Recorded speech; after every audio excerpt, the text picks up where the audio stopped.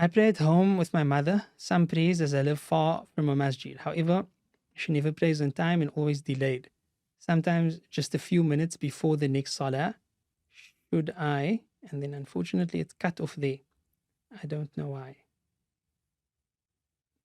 Okay, so let me try to answer according to what I think the rest of the question states.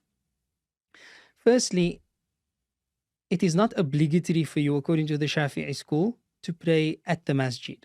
It is considered a sunnah. It's always recommended for males to pray at the masjid. Praying with your mother at home is also a noble act and is also a fulfillment of the sunnah, in that you are giving her the opportunity to pray jama'ah salah as well. And this is mentioned explicitly in the Shafi'i text. Secondly, your initial statement contradicts your statement later. However, she never prays on time and always delayed, sometimes just a few minutes before the next salah. Except for Fajr, every salah, the waqt of it extends from the time of its entrance until the entrance of the next salah.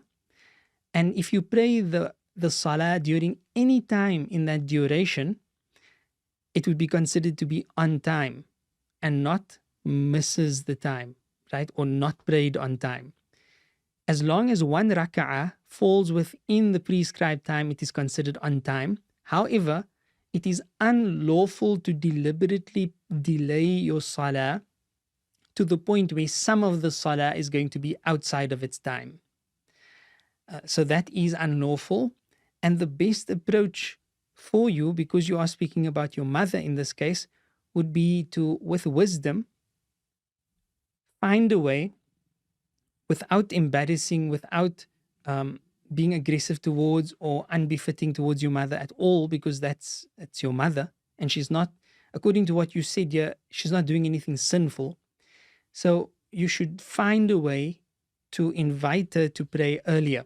So for example, have the adhan sound loudly in the home, whether that be with an app or a radio station or television broadcast or the like.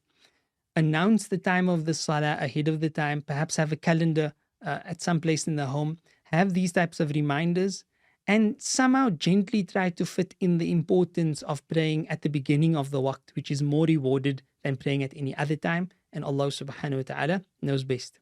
لا إله إلا الله محمد رسول الله